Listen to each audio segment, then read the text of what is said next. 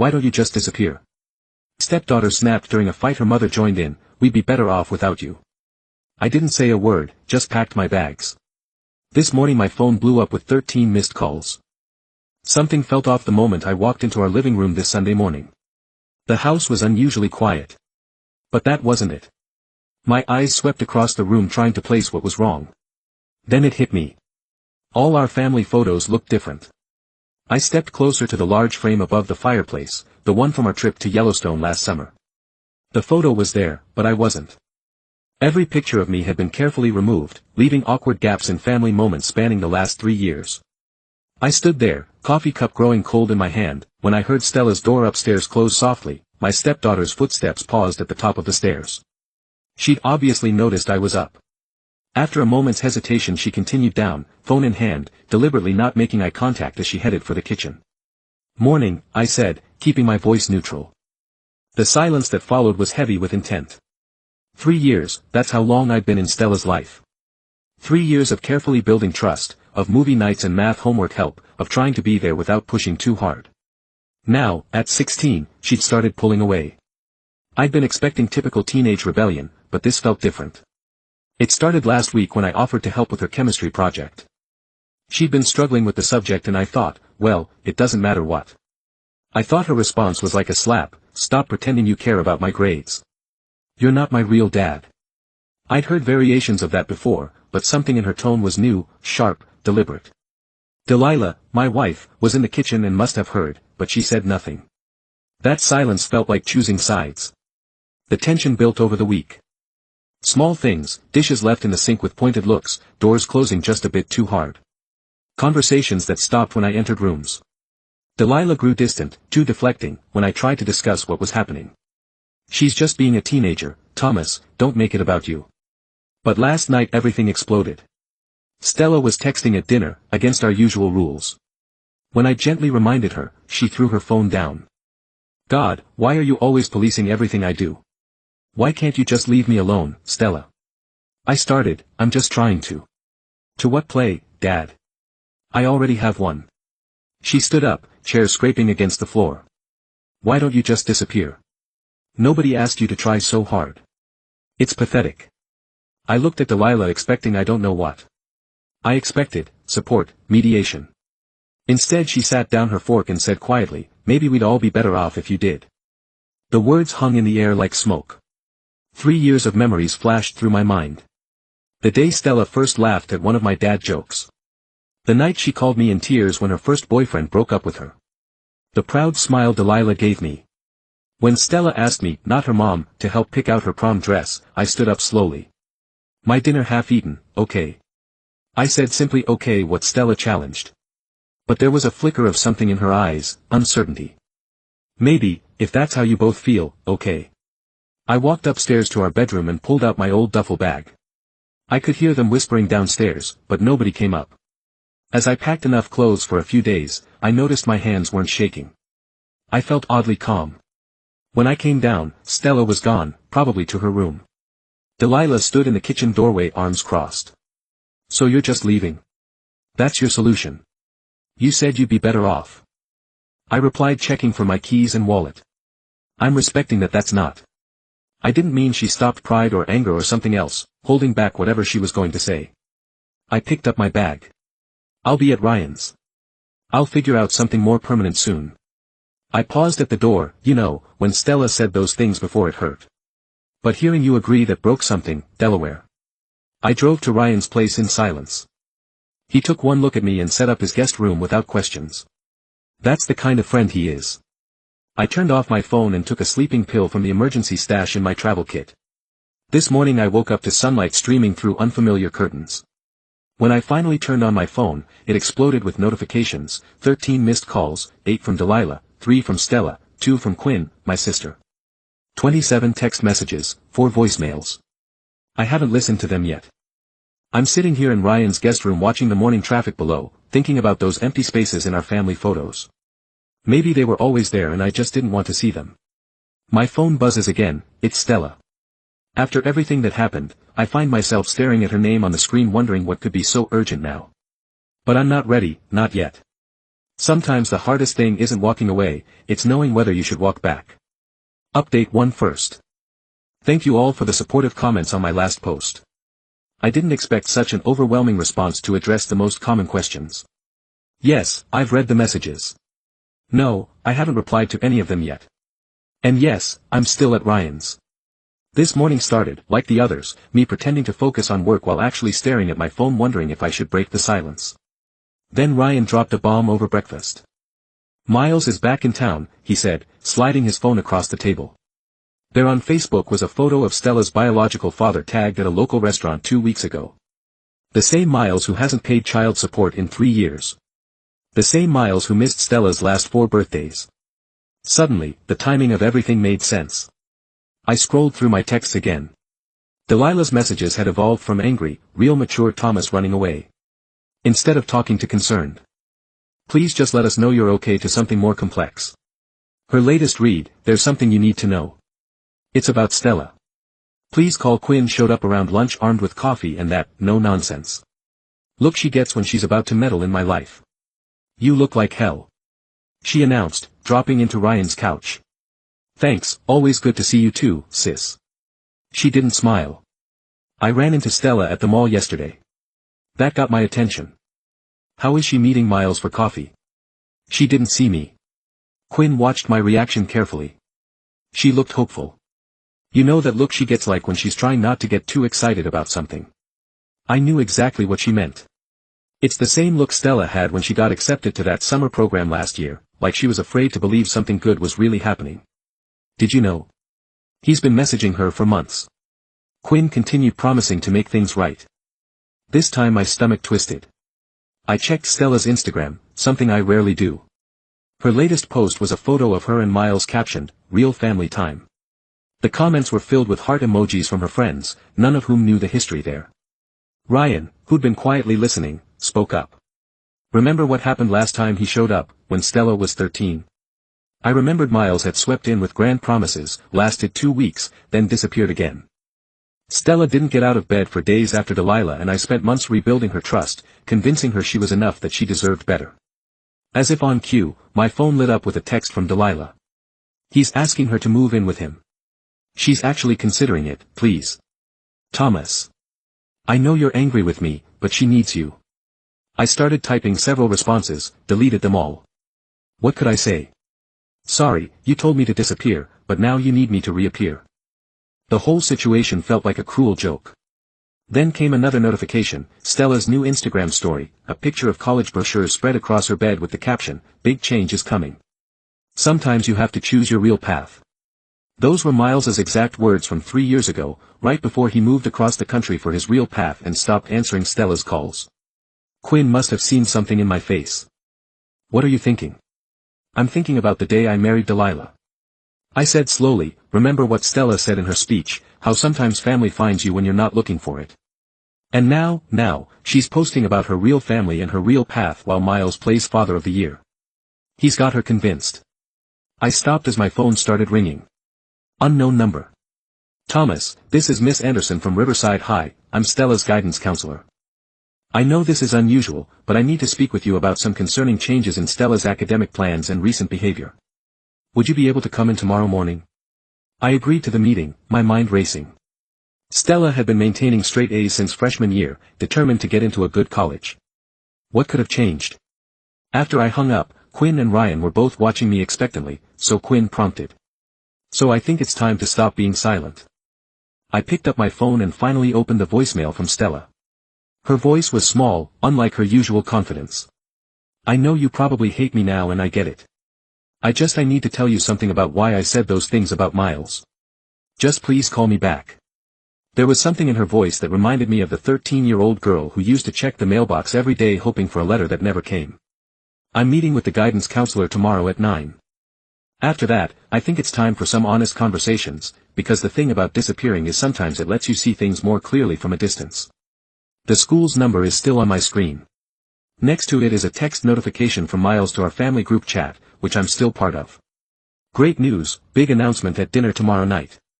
I have a feeling I know exactly what that announcement will be and I'm not going to let history repeat itself. Update 2, I've spent the last hour trying to figure out how to write this update. The meeting with Miss Anderson revealed things I never expected and the events that followed. Well, let me start from the beginning. I arrived at Riverside High early watching students rush to first period. A few of Stella's classmates recognized me. Their quick glances and whispers telling me rumors were already circulating about my absence. Miss Anderson didn't waste time. Once I sat down, Stella submitted paperwork to withdraw from her advanced placement classes yesterday, she said, sliding a form across her desk. She's also dropping French club and student council. When I asked why, she said she's transferring schools next semester.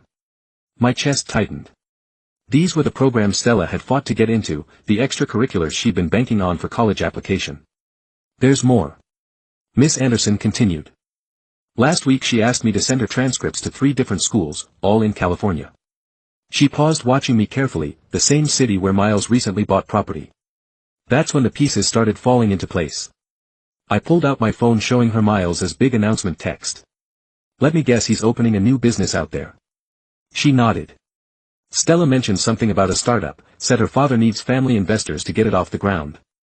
The familiar sick feeling returned, the same one I got 3 years ago when Miles convinced Delilah to loan him money for a sure-thing business venture, money we never saw again. I left the school and drove straight to our house. Delilah's car was in the driveway and through the window I could see her pacing in the kitchen, phone to her ear. She spotted me and rushed to open the door before I could even knock. He asked her for money. She said immediately her college fund. He's been filling her head with promises about this tech startup, saying if she invests now she'll make enough to pay for any college she wants. Where is she? Coffee with Miles? Again, Delilah's voice cracked. I tried telling her it's a scam, but she accused me of being jealous that he's finally stepping up. She said, at least he believes in her dreams. I sat down at our kitchen counter, the same spot where everything fell apart a week ago. Why didn't you tell me he was back? I tried to handle it myself, thought if I kept them apart. She shook her head. Then you and Stella had that fight and she said those things and I panicked, sided with her because I was afraid if I didn't, she'd choose him completely. Before I could respond, the front door opened. Stella walked in freezing. When she saw me she looked different, makeup done carefully, wearing the expensive jacket Miles must have bought her, but her eyes were red. What are you doing here? She asked. But the usual edge was missing from her voice. Dropping your AP classes? Really, I kept my tone gentle. What happened to Stanford? Plans change. She mumbled, not meeting my eyes. Dad says Miles says. I corrected quietly. Something flickered across her face. He has connections out there. The startup is guaranteed to, like the classic car dealership was guaranteed, or the food truck franchise. I pulled out my laptop, opening the documents I'd spent the morning gathering. I did some digging. Want to see Miles's current business registration status or his credit report, or maybe the 3 pending lawsuits from his last guaranteed investment opportunity. Stella's hands trembled as she took the laptop. With each click, each document. The careful facade cracked a little more when she reached the lawsuit from his previous stepdaughter's grandmother seeking to recover college funds he'd borrowed. The first tear fell, he said. She swallowed hard. He said he's changed, that he wants to make up for lost time, that we could be a real family if she stopped looking up at me suddenly. The photo album, he said I had to prove I was choosing him, that you were the reason he stayed away because you took his place. Oh, sweetie. Delilah moved toward her but Stella stepped back. I knew, she whispered deep down. I think I knew, but I wanted so badly to believe. Her phone buzzed, another text from Miles. She stared at it for a long moment before turning it off completely. I have to go, she said abruptly, heading for the stairs. I need to think we let her go. Sometimes space is the kindest thing you can offer. Hours passed. Delilah and I really talked, for the first time in weeks, about fears and mistakes, about Stella and Miles, about us. Around midnight I was getting ready to head back to Ryan's when my phone lit up with a text from Stella. I messed up, everything's messed up. Can we talk? I mean really talk, not about Miles or money or anything. Just remember when we used to get ice cream after my dance classes and you'd let me rant about school drama. Could we maybe do that? I know I don't deserve it, but I'm typing this from the car parked outside our local ice cream place. It's technically closed, but the owner knows us. We've been coming here for 3 years. He's staying open late just for us. Stella just pulled up in her mom's car. She's sitting there, probably working up the courage to come in, just like I am. Sometimes the hardest conversations start with the smallest steps, or, in this case, with mint chocolate chip ice cream at midnight. Finally, update. That night at the ice cream shop changed everything. Stella talked for hours about Miles's manipulation, her fears, her guilt, but it was what she mentioned in passing that caught my attention. Miles had been asking her to convince her friend's parents to invest in his startup too. Something clicked. I remembered the lawsuits. I'd found the pattern of targeting families through their children. The rage I'd been suppressing finally had a purpose. You know, I said carefully. What he's doing isn't just morally wrong, it's illegal. Stella looked up from her melting ice cream. What do you mean? I explained about securities fraud, about running unauthorized investment schemes. Her eyes widened as she pulled out her phone, showing me the group chats where Miles had been directly soliciting investments from minors. That night, after dropping Stella home, I made some calls. Quinn has a friend at the SEC, Ryan knows someone in the DA's office. By morning I had a plan. Miles didn't see it coming. He was too focused on his big announcement dinner where he planned to convince Stella to sign over her college fund. He'd even invited some of her friends' parents, more potential targets. The dinner was at an expensive restaurant.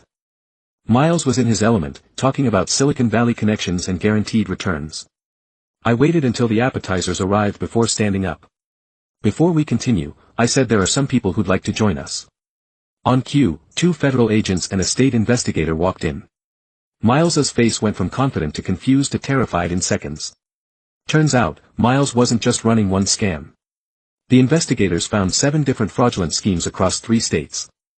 Every time he'd reconnect with Stella over the years he'd been setting up new victims, the classic car dealership that cost Delilah her savings, part of a larger fraud scheme. The food truck franchise, same pattern. But here's the beautiful part, he'd gotten sloppy. This time documented everything in texts and emails to Stella, thinking she'd never turn on him. When she forwarded those messages to the investigators, his fate was sealed. The parents at the dinner, they were wearing wires. Every promise, every lie, every illegal investment pitch was recorded. Miles tried to run, actually knocked over a waiter and sprinted for the door. He made it 3 steps before security stopped him. As they led him away, he looked at Stella with that manipulative puppy dog expression she'd fallen for so many times. Sweetie, this is all a misunderstanding. Tell them I'm your father. Stella stood up shoulders straight. My father's right here, she said, taking my hand, and he just watched, you get exactly what you deserve. The aftermath was intense, news coverage, victim statements, more families coming forward. The investigators found over $2.3 million in stolen funds. Miles is looking at 15, 20 years. His startup was non-existent, just a website and some stolen photos of a real tech company's office. But the real victory wasn't watching Miles get arrested. It was the small moments that followed. Stella put all her photos with Miles in a box and donated it to the prosecution evidence. She called it with a hint of her old smile. She reapplied for her AP classes. The school was understanding. Given the circumstances, her friends' parents, instead of being angry, formed a support group for families affected by similar scams. Something good from something awful. Last night Stella asked me to help her with her college essays. I have a pretty unique story now. She said, how many people can write about taking down their biological father's fraud empire? Delilah and I are in counseling. There's trust to rebuild wounds, to heal. But watching her stick those photos of me back in the family albums, carefully straightening each one, that said more than words could. This morning Stella came down for breakfast early. She had an envelope with her. I found this in my room, she said, sliding it across the table. Miles asked me to mail it last week, it's investment paperwork for his startup. I thought maybe you'd want to add it to the evidence file. I looked at the envelope, then at her want to deliver it to the investigators together. She grinned that real unguarded smile I'd missed. Can we get ice cream after? Some people might say the revenge was too harsh. That family is family no matter what. But real family doesn't try to steal your future. Real family protects you, even if that means protecting you from other family. Miles is sentencing his next month. Stella's planning to read a victim impact statement. She's been working on it for weeks, revising each word carefully. Yesterday she asked me to look it over. It needs a good ending. She said something that shows I'm not just his victim anymore. I think she's already found that ending. It's in the way she holds her head up now, in how she's helping other kids spot similar scams in the college brochures back on her desk, her real path, not the one Miles tried to sell her. Sometimes moving forward means making sure the past can't hurt anyone else, and sometimes the best revenge isn't just watching someone face consequences. It's thriving despite them. We're having a family dinner tonight, just the 3 of us. Stella's making her famous pasta sauce, the one she learned from watching cooking videos with me during lockdown. Normal, boring, wonderful family stuff. The kind of stuff Miles will have plenty of time to think about from his cell.